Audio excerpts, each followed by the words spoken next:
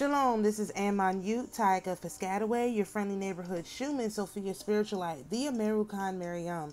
And this is a video that is as a wrap-up video to the research I've been doing into Dinah for almost 2 years now.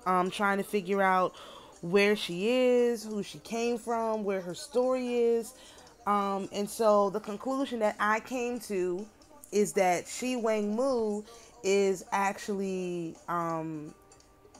part of the story of Dinah, told from the Chinese pantheon.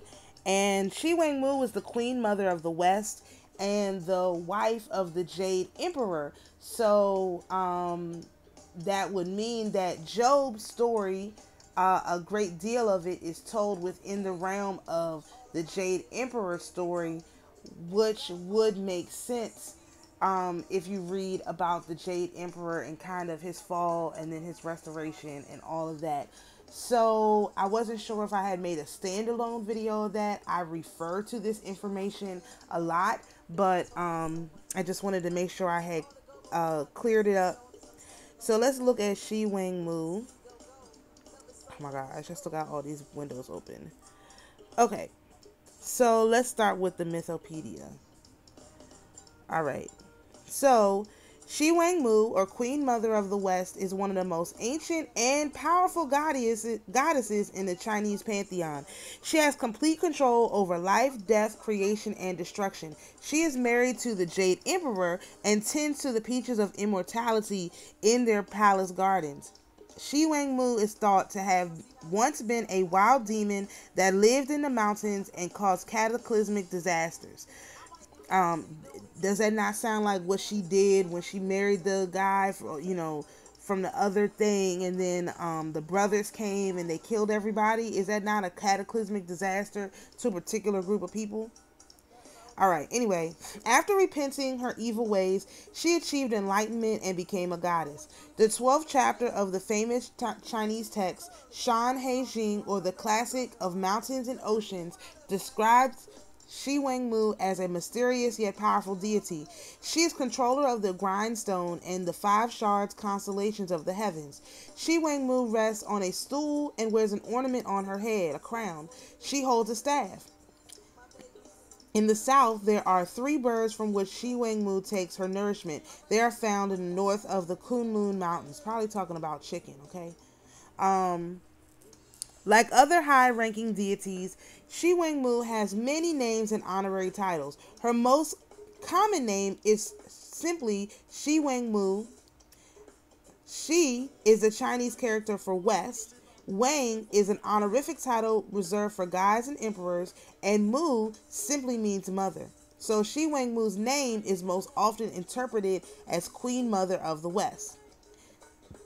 The phrase Wang Mu has several alternate meanings, however. Wang Mu is also a way of saying grandmother, and XiWangMu's name could thus be interpreted as Western grandmother, like the book of remembrance of the ancient grandmothers. XiWangMu can also mean deceased female relative, and XiWangMu's name is sometimes interpreted as spirit mother of the West as a result. XiWangMu is also referred to as Jinmu, or golden mother, as in golden copper colored skin. Colloquially, she is often called Aunt Mother Queen or Wang Mu Neng Neng. Attributes. In early Chinese texts, XiWangMu had a wild, almost feral appearance befitting her ferocious personality. Around the Tang dynasty, however, popular opinions surrounding XiWangMu began to shift dramatically. Texts now described her as having the appearance of a human woman, though she retained some beastly traits, notably tiger's teeth and a leopard's tail. XiWangMu is often depicted wearing a headdress that she used to hide her wild, untamed hair. Wild, untamed hair, like a fro, like dreads, like negroid hair, okay? XiWangMu is married to the Jade Emperor. While they are said to have an enormous amount of children, 3 of their daughters take prominence above all others. These daughters include Zhu Xing Ningnang, a fertility goddess that helps couples in need of children, Ying, or Almathea's horn, Ying Kwang Ning Nianang, the protector of the blind who could grant eyesight to those in need, or the one I always forget. And Xenu, perhaps the most couple's famous daughter, Xenu, infamously fell in love with a human. This story eventually led to the creation of Chinese Valentine's Day. This kind of sounds like Kasia. Okay. During her time as a mountain demon, XiWangMu had a lover named Dong Wangong. While XiWangMu ruled the west, Dong Wangong ruled the east. This would be the one that she tried to, in the story of Dinah, she tried to rehabilitate their tribe, right? In some versions of the Chinese creation myth, the two lovers created humanity through their union. Mythology. XiWangMu is the highest ranking and most powerful female deity in Chinese pantheon. She determines the lifespan of every living being, tends to the features of immortality, and manipulates the occurrences of major calamities, among other duties. Because XiWangMu's story is so ancient, her origins as a deity are unclear. In early Chinese dynasties, XiWangMu was seen as a demonic figure who caused floods, disease, and other major disasters. Popular opinion. Alright, I read this. Journey to the West. Okay. In Journey to the West, the Monkey King, Sun Wukong, a rebellious god who repeatedly defies the authority of the Jade Emperor, was put in charge of XiWangMu's Garden of Immortality, a very important task, seeing as her peaches only ripened once every 3,000 years. Instead of guarding the peaches, however, Wukong ate them all in an act of defiance. Wukong was subsequently banished from heaven by Buddha and pinned underneath a mountain for 500 years. Does this not sound like Satan being cast out, pinned underneath? Doesn't Wukong sound like the one who took the daughters of men for whatever they wanted? I mean, you could clearly see these stories, right? Like, I'm not like making this up. Like, you could clearly see these stories, and then what would happen? The devil was cast down, and he was put in prison for 1,000 years in Revelation, but in this case, it was 500 years. Okay, Hou Yi and Shange. One of the most popular Chinese myths is the story of archer Hou Yi and his wife Shange. When the earth was still young, there were 10 suns in the sky. It was incredibly hot all the time, and there was no such thing as night. Using his talent for archery, Hou Yi shot down 9 of the 10 sons. To reward him for his efforts, XiWangMu gave Hou Yi an elixir of immortality. Before he was able to drink it, however, Shange sold the vial for herself. Fearing her husband's wrath, the now immortal Shange fled to the moon. Absence made the heart grow fonder, and Hou Yi soon found himself missing his wife dearly. He missed her so much that he started leaving sweet treats, including moon cakes and fruits, out each night to appease her. The tradition continues to this day. Each year during Mid-Autumn Festival, the Chinese people leave offerings to Shange, the spirit of the moon. Okay? Interactions with human emperors. XiWangMu is the only deity in the entire Chinese pantheon with the ability to talk directly to humans. Her peach tree, with its long roots and tall branches, serves as an intermediary between earth and heaven, kind of like the tree of life. XiWangMu would not speak to just anyone, however. When she did speak to humans, XiWangMu would speak exclusively to Chinese emperors in order to give them the mandate of heaven and teach them the secrets of immortality. The mandate of heaven was considered the emperor's divine right to rule. The first emperor to claim the mandate of heaven had been delivered to him by XiWangMu was Emperor Shun of Sanchi. On the day he was crowned, 5 planets were said to have been aligned. Of course, this is how you knew that King Charles, a day he was put in power, he did not have the mandate of heaven, okay? In most of her interactions with the earthly king, XiWangMu took on the role of Taoist master. Though XiWangMu would do her best to teach them her secrets to immortality, the emperors would always fail her test and remain mortal. Pop culture. XiWangMu is a very popular deity, especially among Taoists. Because XiWangMu holds power over health and fertility, celebrating her holiday, which falls on the annual autumn equinox, is very important. Listen to this. Her holiday is the autumn equinox.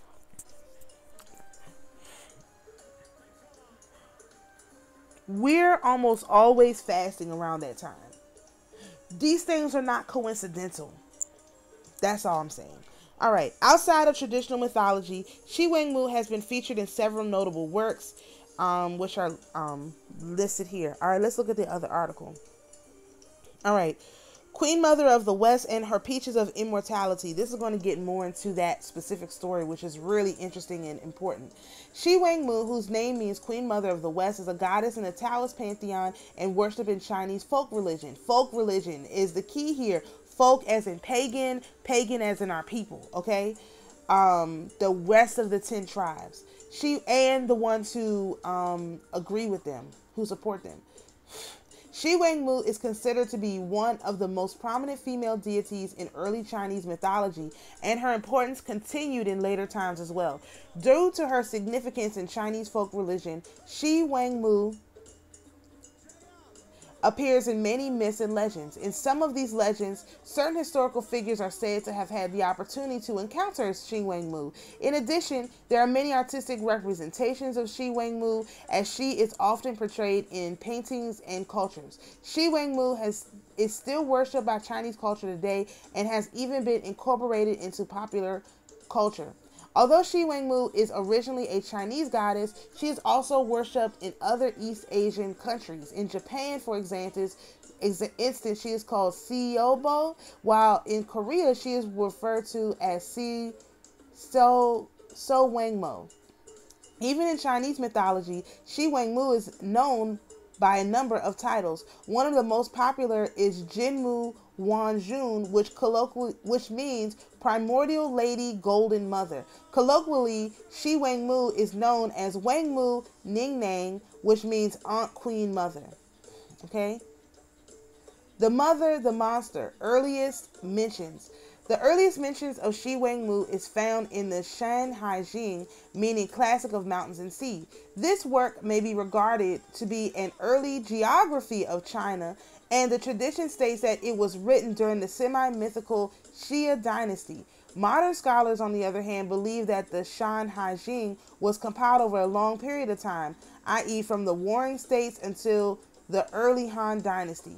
XiWangMu is mentioned in the second section of the Shan Hai Jing, the Ishan Jing, meaning Classic of the Western Mountains, in which she is said to reside on Yushan, meaning Jade Mountain. The Shan Hai Jing represents XiWangMu as a powerful and terrifying figure, as she resembles a monster more than a goddess. Let me pause there. Jade Mountain, as in Turtle Island, as in the Americas.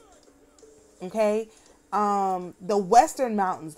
What's west of China? Well, what's west of China if you don't know about Europe at all? And if you're looking if your orientation of north is actually south, then what's west would be like California. You know what I mean? Like from that perspective, not from the one that they show us, but from an inverse perspective, west of China is America. I hope that made sense. Okay. Although XiWangMu is portrayed as having a human body, she is also said to have a leopard's tail. Of course, leopard as in panther. What? Ask Destiny, please. Close the door. Thank you. Leopard's tail as in leopard, as in jaguar, jaguar as in America, okay?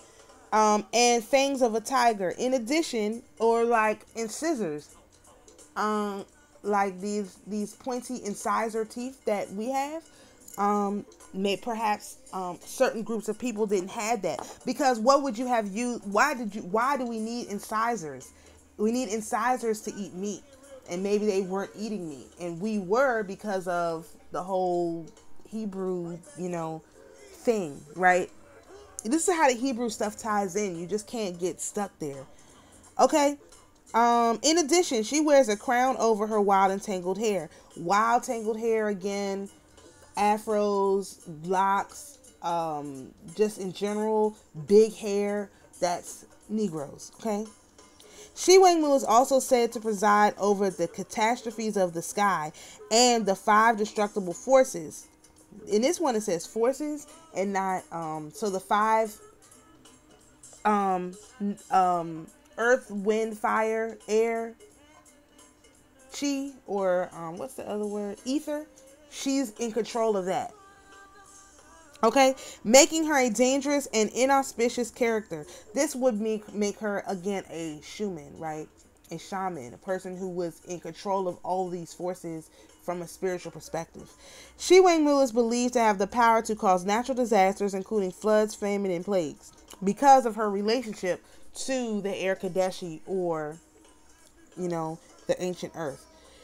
In another section of the Shanhai Jing, Dahong Si Xing, meaning classic of the great wilderness, the West, section 16, XiWangMu is said to live on the mythical Kunlun mountain, not to be confused with the Kunlun mountains on the Tibetan plateau, between Red River and Black River.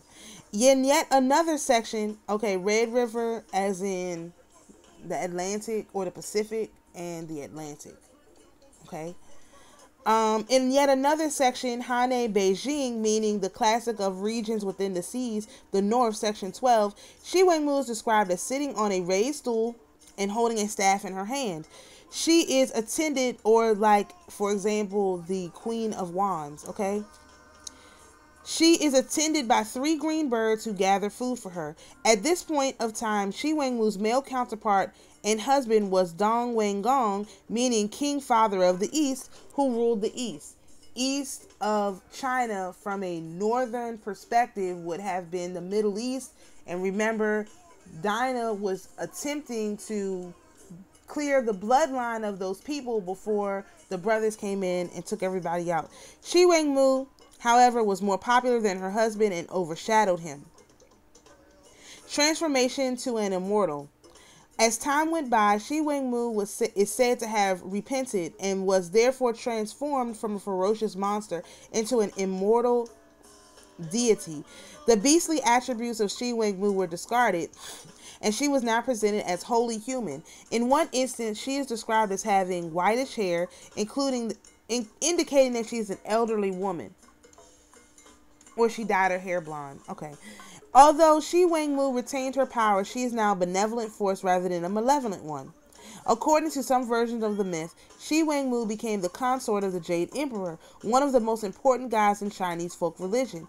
This is and now it would make sense that Job would be a top character in Chinese folk religion, because remember how powerful he was before he fell. You know what I mean? So this would make sense.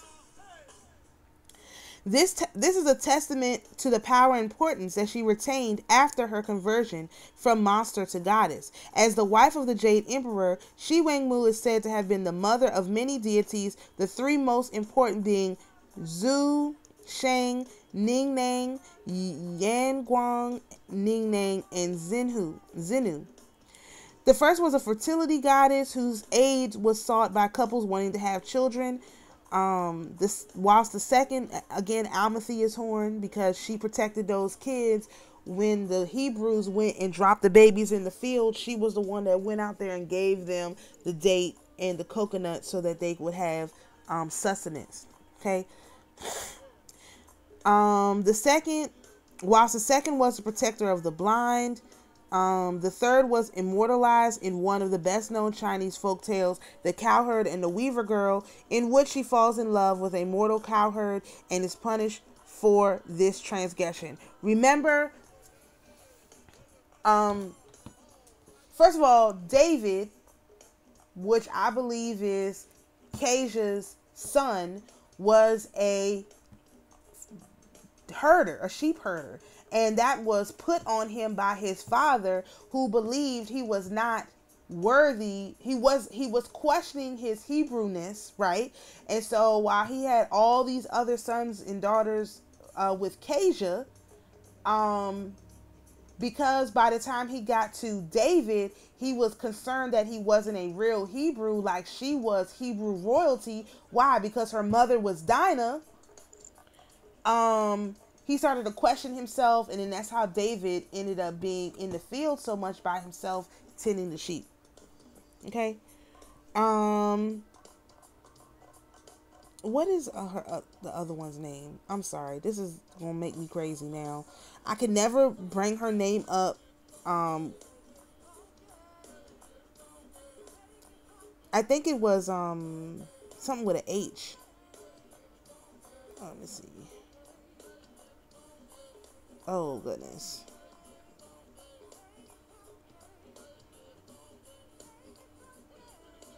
Hermersa, right? Herma. Right, Herma. Herma is the one who was the protector of the blind. Because anyway, that's a whole nother thing. We haven't really gotten too much into Herma yet. We've done Kasia, we've done Almathea's horn, we haven't done Herma. All right, in many accounts, XiWangMu is reputed to live on the Kunlun mountain. One representation of the goddess's realm is seen as an earthenware lamp from the 1st or 2nd century AD kept at Yale University Art Gallery. XiWangMu is a central figure on this artifact and is shown seated on a throne. The goddess's throne is flanked by the moon and the sun, which represent two cosmic forces, yin and yang. She is attended by 3 of her followers, a rabbit pounding the elixir of immortality, a 3-legged bird, and a 9-tailed fox. And those have to do with those Sumerian omens that we're talking about, okay? Which is going to have to be another video. Below the goddess are 2 supplicants with staffs kneeling before an open door. It has been suggested that the door represents the entrance to the realm of immortality, which the goddess presided over. On top of the goddess is a drum on the back of a feline creature, topped by a canopy parasol, flanked by a pair of mounted drummers, one on each side. Below the drummers are a pair of cup-bearing attendants on the back of tigers. This assemblage is supported by a bear-like creature who is standing on a giant tortoise, the latter reflecting the belief that Kunlun Mountains rest on the back of a tortoise. This is why I said it's Turtle Island. The Kunlun Mountains is talking about America. It rests on the back of a turtle. That's America. Turtle Island. Okay? So this is how you tie this all together. And anybody can read it whatever way they want to, but they can't get past what I'm saying about these things and how they're represented. This is maintained throughout space and time. The only island that rests on the back of a turtle is Turtle Island, which is America. So Queen Mother of the West, Queen of America, Dinah, Mari, same spirit. Okay? All right. The Peach Banquet. This is really cool. This is what I want to get to. XiWangMu is closely associated with the secrets of immortality, in particular, the peaches of immortality. In Chinese mythology, these peaches are also as pantao, meaning flat peach, and are reputed to grow in XiWangMu's garden. According to one version of the story, the peach trees bear fruit once every 3,000 years, and a sumptuous banquet would be hosted by the goddess to celebrate the joyous occasion. I have been thinking about this for quite a while. I believe those giant sequoia trees were probably these peach trees. Okay. Such a banquet is also believed to be held on XiWangMu's birthday. In some artistic representations of XiWangMu, the goddess attendant is shown holding the peaches, which is, again, why her feast day, her celebration day, would be with autumn equinox, because that is the end, basically, of the harvest season, the end of Virgo season. Okay? Additionally, the peach banquet is a popular subject amongst Chinese artists. All right? The most famous story regarding XiWangMu's banquet is found in A Journey to the West, one of the 4 great classical novels in Chinese literature. In this tale, one of the novel's main character, Sun Wukong, known as the Monkey King, was appointed as by the Jade Emperor the protector of the peaches. Pause. Sun Wukong is a representation of the tribe of Ham with the curse of Cain or Canaan, because he had to protect the peaches. His curse was to serve at the Shemites and also the Japhethites, the sons of Shem and the sons of Japheth.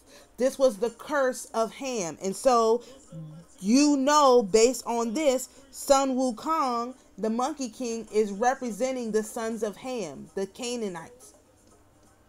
Okay, on the first day of work, Sun Wukong learned that there were 3,600 peach trees in the orchard. These were divided into 3 groups, each bestowing on those who ate them certain miraculous properties. The ones growing at the front have tiny blossoms and small fruits, and they ripen every 3,000 years. Anyone who eats them becomes an immortal and understands the way. The way being from the Tao Te Ching. This is why I believe that the writer of the Tao Te Ching, I believe, is one of the minor prophets and one of the sons of Kasia. Okay, which we talked about that, which he would have learned from Kasia, which Kasia would have learned from Dinah, who this is Dinah. Okay. And his body becomes both light and strong. The 1,200 in the middle have multiple blossoms and sweet fruits and ripen every 6,000 years. Whoever eats them can fly and enjoy eternal youth. The back 1,200 are streaked with purple and have pale yellow stones. They ripen once every 9,000 years, and anyone who eats them becomes eternal as heaven and earth, as long lived as the sun and moon. All right, this is a picture from that, the peach banquet. Okay, I want you to see the character in the middle has his face lightened. The other ones have light faces, but that one has his face lightened. Okay. In the next few days, not only did the mischievous Sun Wukong neglect his duties, he also stole the most valuable peaches, i.e. the ones that ripen every 9,000 years. Sun Wukong's misdemeanor was realized when XiWangMu sent her attendants to the orchard to collect the peaches for the banquet. At that time, Sun Wukong had shrunk himself and was sleeping under a leaf, having his fill of peaches. XiWangMu's attendants began picking the peaches, but when they came to the trees at the back, they realized that there were no ripe peaches left except one, and went to pluck it. The peach was in fact Sun Wukong, who had shapeshifted into the fruit. The Monkey King, thinking they were thieves, shouted angrily at them and questioned them, thereby learning about XiWangMu's banquet. Does this not sound like those people? Like, you the one who did the thing that was wrong, and not only did you do the thing that was wrong, you pretended to be someone you're not, and then acting as if these people were the thief when you was the thief, you started to yell at the other people. What group of people does this sound like? Does this not sound like Professional Victims Unit? They're the one who pretended to be us on multiple different fronts. They're still pretending to be us right now, and when someone goes to question them, they get angry. How are you going to tell me I'm not X, Y, and Z? Well, wait a second, bro. You're somewhere where you're not supposed to be. You look like those people, but not really. And now you're angry. What's that about? This is what these people do. It's in this story. Okay. All right. Sun Wukong also learned that he might not have been invited to the banquet and left the orchard to find out. So mind you, after this Negro done ate all the peaches, there's no way that this is not classic Negro behavior. This Negro done ate all the most expensive peaches, pretended to be a peach, yelled at the people who were coming to pick the peaches, then got mad that he might not have been invited to the banquet. Now, why would anybody invite his monkey self? Okay. Also, monkeys have a lot of hair, and these people, they have a lot of hair. All right, the Monkey King, let's see. On the way, however, he encountered the barefoot immortal and came up with a trick to attend the banquet. Having sent the immortal away, Sun Wukong took his form. Listen to this. Listen. Sun Wukong took his form and attended the banquet.